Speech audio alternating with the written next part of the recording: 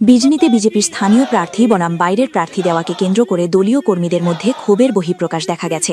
দলীয় কর্মীরা স্পষ্ট জানিয়ে দিয়েছেন, বিজনীতে বাইরের কোনো প্রার্থী তারা মেনে নেবেন না।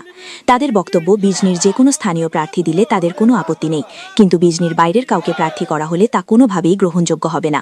দলীয় কর্মীদের দাবি, বিজনীতে সংগঠন গঠনে যাদের কোনো অবদান নেই এমন ব্যক্তিকে প্রার্থী করা হলে তা মেনে নেওয়া হবে না। যদি বাইরের কাউকে প্রার্থী করা হয় তাহলে কর্মীদের ধরে রাখা কঠিন হয়ে পড়বে। তারা বলেন, যদি সাধারণ মানুষের সমর্থন না থাকে তাহলে আমরা রাজনৈতিক দল হিসেবে কিভাবে এগিয়ে যাব? আমরা এখানে ধীরে ধীরে তিল তিল করে সংগঠন গড়ে তুলেছি, সেখানে যদি বাইরের প্রার্থী দেওয়া হয় তাহলে সংগঠন ধ্বংস হয়ে যাবে। বিজনীর বিজেপি কর্মীরা মুখ্যমন্ত্রী হিমন্ত বিশ্ব শর্মা এবং বিজেপি রাজ্য সভাপতি দিলীপ সাইকিয়ার কাছে আহ্বান জানিয়েছেন যেন বিজনী থেকেই একজন স্থানীয় প্রার্থী দেওয়া হয়। তাদের আরও বক্তব্য, যদি বাইরের কাউকে প্রার্থী করা হয় তাহলে সংগঠনের সঙ্গে যুক্ত কর্মীদের মনে কষ্ট তৈরি হবে এবং বিজনীর সাধারণ মানুষও তা মেনে নেবেন না।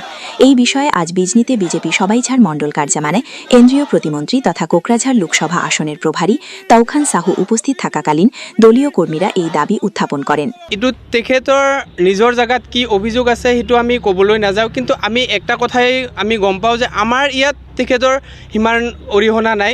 আমাৰ ইয়াত যাৰ অৰিহণা আছে, যি ইয়াৰ পৰা সৰুৰ পৰা ডাঙৰ হৈ আহিছে, এইটো বিজনী সমষ্টি এটা বহুত বেয়া পৰিস্থিতিৰ মাজেৰে আজি আহি এই শান্তিৰ পৰিৱেশ আহিছে। এই শান্তিৰ পৰিৱেশটো যাতে অশান্তিৰ পালে আৰু ঢাল নাখায়, তাৰ বাবে আমি ইয়াত যিখিনি মানুহে এই অশান্তিৰ পৰিৱেশত যুঁজ কৰিছে সেইখিনি মানুহৰ যিকোনো এজনৰ কেণ্ডিডেট দিয়ক, আমাৰ কোনো আপত্তি নাই। আমি যিখিনি তিলকৈ ইয়াতে সংগঠন গঢ়ি তুলিছোঁ, আজিৰ দিনত যদি আমাৰ ইয়াতে বাহিৰা প্ৰাৰ্থী দিয়ে সংগঠনটো একেবাৰে নিঃসক হৈ যাব। গতিকে আমি অসমৰ মুখ্যমন্ত্ৰী ডাঙৰীয়াক, আমাৰ ৰাজ্যিক সভাপতি দিলীপ শইকীয়া ডাঙৰীয়াক আমি কাটৰ অনুৰোধ জনাইছোঁ যে আমাৰ বিজনীৰ পৰাই আমাৰ লোকেল প্ৰাৰ্থী লাগে, আৰু বাহিৰা প্ৰাৰ্থী দিলে ইয়াতে নিজকে এইটো একেবাৰে খাটাং আমি দৃঢ় বিশ্বাসে ডাইৰেক্ট কৈ দিব পাৰোঁ। আৰু এটা কথা হৈছে, ইয়াতে যিসকল কাৰ্যকৰ্তাই নিজৰ ত্যাগ কৰি কিনে সংগঠন গঢ়ি তুলিছে, এতিয়া যদি ইয়াতে বাহিৰৰ পৰা প্ৰাৰ্থী দিয়ে তেওঁলোকে বহুত আঘাত পাব, আৰু লগতে ৰাইজেও বাহিৰা প্ৰাৰ্থীক মানি নলয়। এইটো আমি ৰাইজৰ পৰা স্পষ্ট পাইছোঁ। যোগ্য ব্যক্তি এজনক আমাক দিয়ক, ৰাজ্যিক হয়তো কমিটিক তেওঁলোকে জনাব বিচাৰিছে। ৰাজ্যিক আমাৰ যদি এই সমষ্টিৰ বা আমাৰ কাৰ্যকৰ্তাৰ মনৰ ভাৱ বুজা তেনেকুৱা যদি কাৰ্যকৰ্তা আমাৰ লগত থাকে, হয়তো আমাৰ কাৰণে, আমাৰ কাৰ্যকৰ্তাৰ কাৰণে বা আমাৰ কাৰণে ভাল হ'ব। তাৰ কাৰণে আজি এইখিনি কথা কৈছে যে আজিৰ দিনত কিন্তু মই জিলা সভাপতি হিচাপে এটাই কথা ক'ব বিচাৰোঁ যে আজিৰ দিনত আমাৰ কাৰো প্ৰাৰ্থিত্ব এতিয়ালৈকে চূড়ান্ত হোৱা নাই।